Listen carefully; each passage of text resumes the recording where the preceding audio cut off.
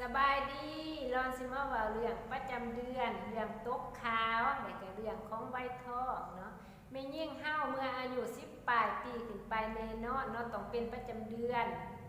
ถ้าว่าผู้ใดที่ว่าอายุ10ปลายปีขึ้นไปแล้ว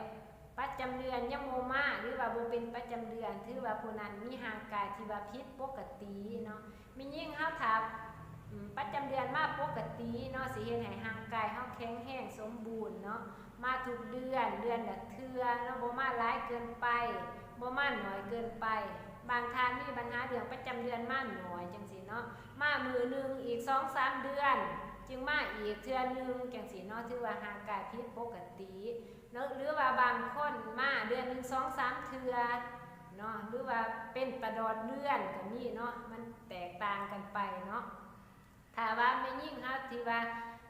ประจำเดือนปกติก็คือสิมาในเกณฑ์ที่3 วันหา7 วันเนาะถ้าว่าใกล้นั้นไปถือว่าเฮาเป็นผิดปกติเนาะให้ฝ่าไปรักษา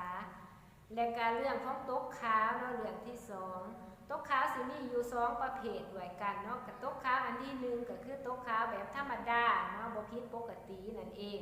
ตกขาวที่2ก็คือตกขาวผิดปกติดอนสิว่าเรื่องตกขาวแบบบ่ผิดปกติก่อนเนาะ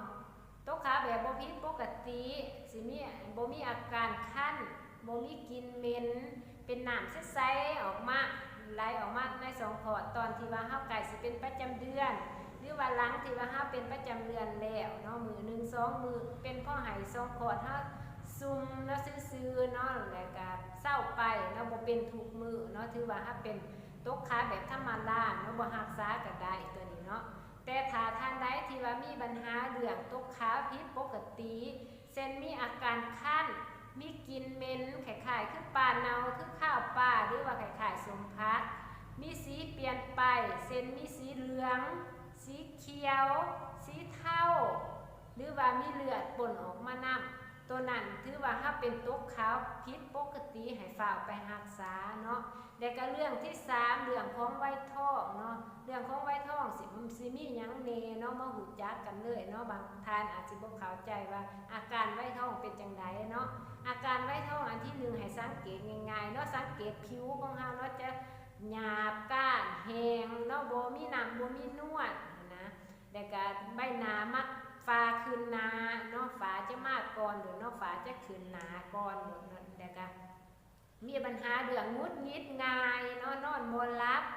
จังซี่มักเป็นวินมักเจ็บหัวจังซี่หรือวันนอนเลิกๆตื่นขึ้นมาแล้วนอนต่อบ่ได้เนาะนั่นคืออาการไวท้องเนาะแล้วก็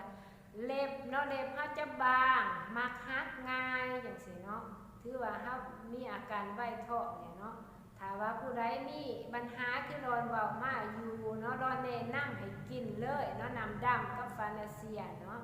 น้ำดำกับฟานาเซียจะไปช่วยหยังเฮาได้แน่รอนสิบอกเลยรอน1จะไปช่วยขับเลือดประจำเดือนที่ว่ามันตกค้างมาหลายเดือนหลายปีอยู่ในผงมดลูกของเฮาให้ออกมาเบิดแล้วก็เฮ็ดให้น้องสาวเฮาฟิตกระชับเนาะแล้วก็ไปเฮ็ดให้อาการตกขาวแห้งลงเนาะเศร้าแล้วก็ไป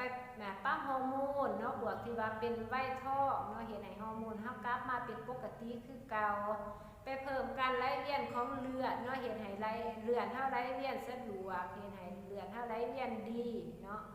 และก็เฮ็ดให้หน้าตาเฮาสดใส